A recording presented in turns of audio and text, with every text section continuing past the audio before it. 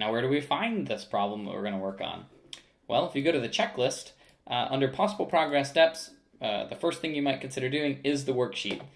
For those of you who just want to do the worksheet on your own and not watch me drone on through it, that's fine. But for those of you who want to step by step, keep watching. So if you open up this worksheet, you will find that you are given a set of problems that cover all the basics of KD trees, and we'll start with this first problem. So you're given a set of points listed here, and your job is to insert them into the KD tree, which you'll draw on the right, or maybe on a piece of paper, and you'll also plot the points here, along with the bisecting lines that Bob mentions in his video. So let's consider this first point, 2, 3. We have 2, 3, and there it goes when we plot it on the XY axis. And that's also going to be the root of our KD tree. And we're going to say that it bisects the plane vertically, and that is an arbitrary decision. Okay, and we'll annotate this as 2, 3. The next point comes along, and that's 4, 2. 4, 2. And since we're building a search tree, we need to make it either the left, or a binary tree. It has to be either the left or the right child of 2, 3. So what do? Well, since this bisects the plane vertically, we just ask, is this point to the left or the right of 2, 3? It's to the right, so it'll be the right child. And we say that this guy is going to bisect the plane horizontally. Oops. All right. So here's 4, 2, and we say it bisects horizontally. What I'll let you guys do now is try and complete this KD tree construction process for the rest, and then you can pause for now, and then when you're ready, keep watching and you'll see the answers.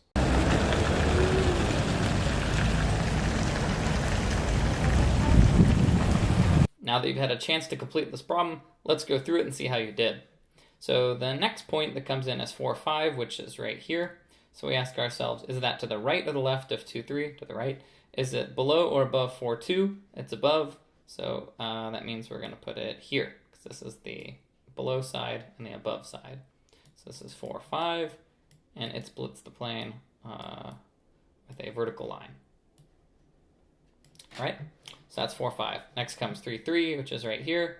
3, 3 is to the right of 2, is above 4, 2, and it is now, it's to the left of 4, 5. So that should be 3, 3. Okay, so here's 3, 3, and that's going to split things this way. Okay, so that's 3, 3. Next comes, 1, 5. So 1, 5 comes along, that's 1, 5. So we ask ourselves, is that the left or the right of 2, 3? It's the left. So we're done with that one already. And then finally, we have the interesting one, 4, 4. So 4, 4 comes along. Is that to the left or the right of 2, 3? It's to the right. Is it above or below 4, 2? Well, here's 4, 2, so it's above. All right, is it to the left of 4, 5 or to the right of 4, 5? So the question is this point to the left or the right of this? Well, it turns out in this case it's actually equal. And what we do in the case of equal is we treat it like greater than. In other words, greater than and equal.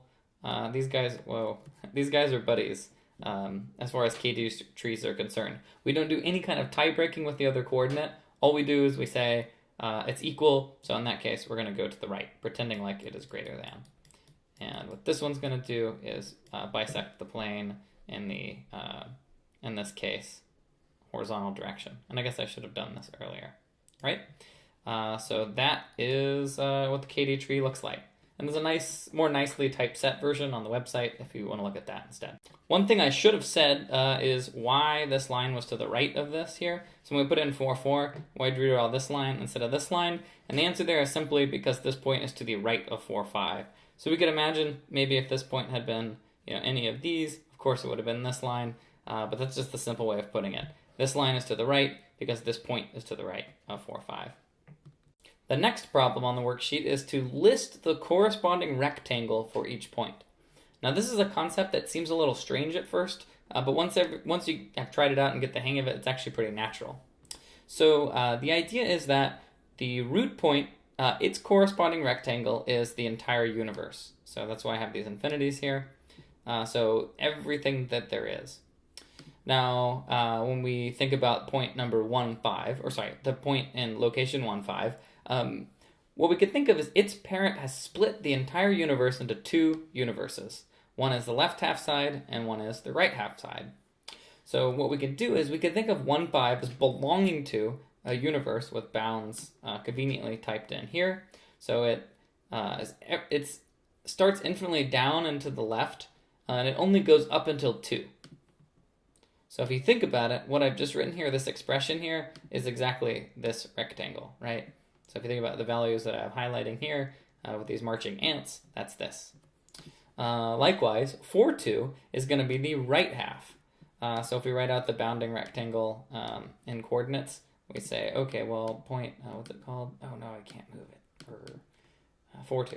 So 4, 2, it goes from 2 minus infinity, and then infinity, infinity. Okay, so that right there is just this, this rectangle, right? So I'll let you just pattern match for now and try writing the rectangles for the remaining points, and we'll talk about why it's useful in a moment.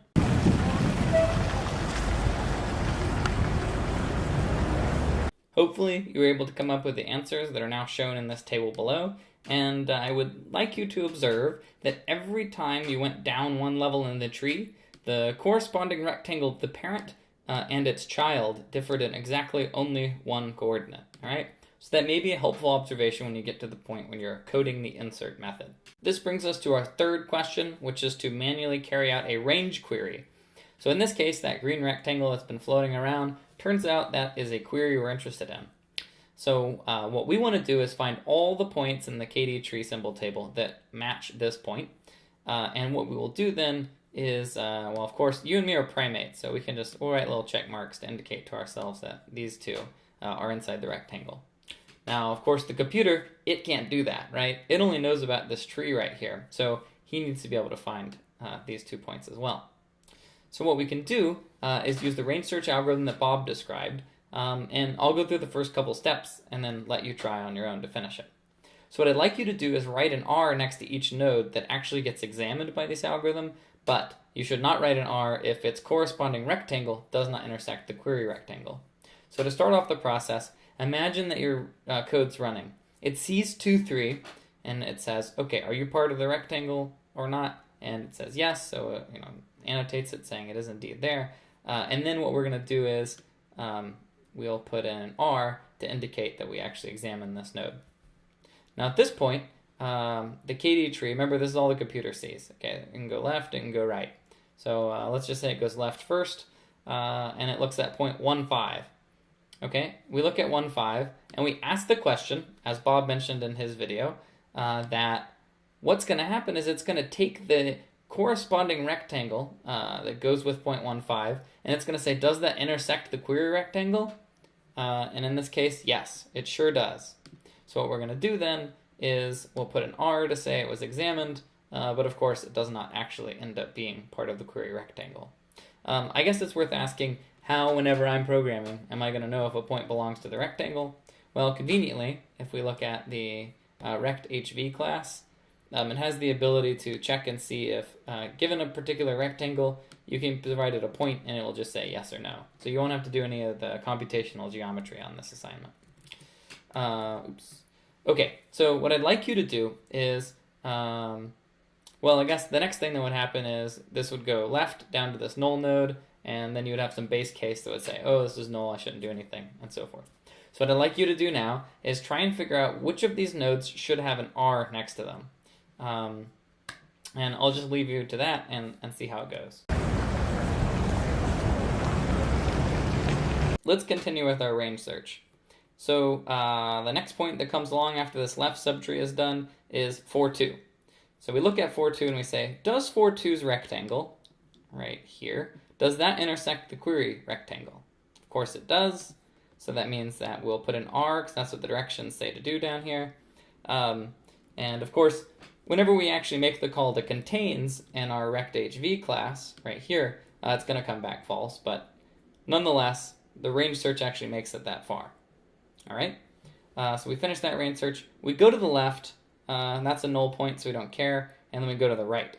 So then we ask the question, 4, 5, what's your rectangle? Well, you're everything to the right of 2, 3. above 4, 2, and that's that. So this is the rectangle in question, is this infinitely large rectangle.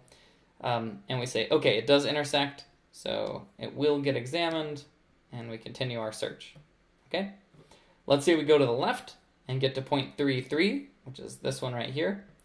Then now is our rectangle. It's to the right of 2, 3, above 4, 2, and to the left of 4, 5. So it's going to be this right here. And we say, does this infinitely tall but skinny rectangle, does it intersect the query rectangle? Yes. So we'll put an R. So an R again. And in this case, of course, the contains call will come back true, so we'll add it to our list. And now we will move on to our final point here, which is point 4, 4. So when we get to 4, 4, we ask the question, okay, who's your rectangle? It is going to be this one, which we know from the previous problem. And we'll say, does this rectangle right here intersect the query rectangle? Well, we say no. Actually, we observe it does not. So that means we're never even going to make that contains call. And furthermore, suppose 4, 4 had children, perhaps billions of children, right? So some massive tree hanging off of this stuff right here.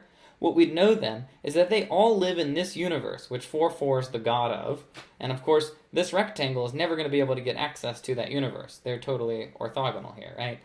So what that means is we can avoid searching that part of the space. So that's why that weird rectangle thing we've been doing makes sense. And that's not something we're able to do with our basic red-black tree implementation. So that's a very important point, right? We can end the search if there's no R in a particular node. So just to back up a little bit, to talk about the big picture, what I have is a collection of data which has 2 dimensions. In this case, I have 7 points in 2-dimensional space, and I say I want to know which of those points lies inside of this little rectangle, all right? So with the kdtree implementation, we can avoid exhaustively going through every point by relying on the corresponding rectangle for each point. So as we just saw, any of 4, 4's corresponding rectangle is this rectangle right here, which means its children, there's no reason to ever examine anything here. So even if I mentioned a moment ago, billions, trillions of points down here, we don't have to think about them at all in order to figure out whether or not they lie inside of this rectangle. Because this guy right here basically acts as a guardian, that as the search proceeds, as soon as you hit him, the search knows never to go looking over here, all right? And it's a really subtle but extremely important and powerful idea. Okay, we have one last thing to do on this worksheet, which is to manually carry out a nearest neighbor query. What we're going to do this time is we're going to number each node in the order in which it's visited by the nearest neighbor algorithm unless it gets ruled out by a rectangle as before. So we're just going to do what Bob was doing in lecture, but now writing everything out a little more pedantically. So what we're going to do is start by looking at the origin point, and I'm going to put a 0 here to say this was the 0th point examined. And so what the algorithm will do is it'll calculate the distance between P and this first node examined. It'll find that it's some amount, and it will say, okay, the current best, the current champion is going to be 3. So I guess I'll write champion here. Champion. Okay, so this is the best known point so far. Okay. Now the nearest neighbor algorithm will proceed by either going left or right. So the question is, which one is it going to do? Now this is probably the most common thing that can go wrong in this assignment, is to not do this correctly. What you should do is go both ways, all right? But it is very important that you first go the direction you would if you were pretend inserting the query point.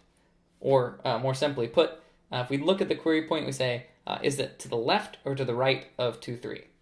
It is, of course, to the right, if we just look at it. So what's going to happen next is this is the next point to get inserted, okay? So that's extremely important, right? If you find that your code's slow and you're like banging your head on the wall, like what? Well, you probably would be doing like that. If you have your hands in front of you, your hands are banging. But if you're banging your head on the wall and you don't know what's wrong, this is very likely to be it, right? You have to go both ways, and you have to go in insertion order first, all right? So this one gets to be next. So what the algorithm will do next is it'll say, okay, this point 4, 2, well, that's better than 2, 3 was, so okay, so I'm going to replace the champion with 4, 1, and then I'm going to continue along. So 4, 1, or sorry, 4, 2. Wow, drawing is hard. So that's 4, 2. Okay, now what I'd like you to do is try and finish the rest, and I will see you in a moment.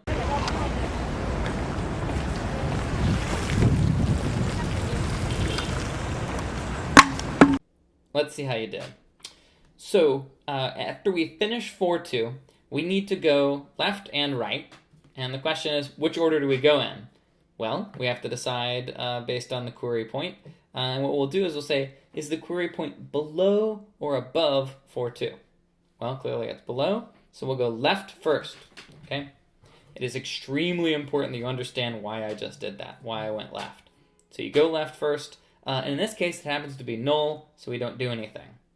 Okay, so then we go right next, and here's the other extremely important thing I want you to understand, is we need to check the box for 4, 5, or the corresponding rectangle.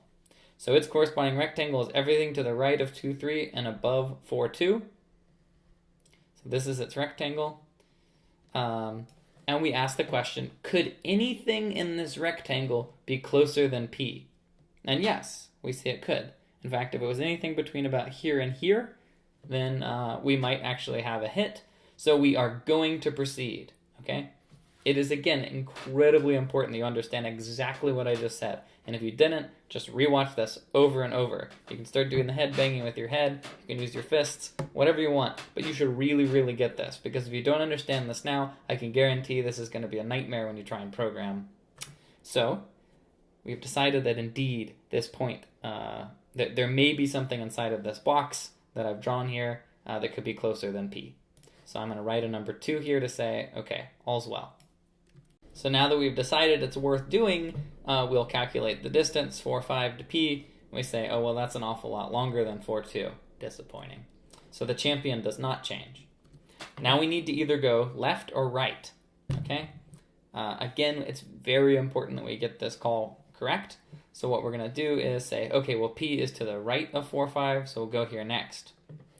So that will be the next potential point under consideration, but first we have to check rectangles.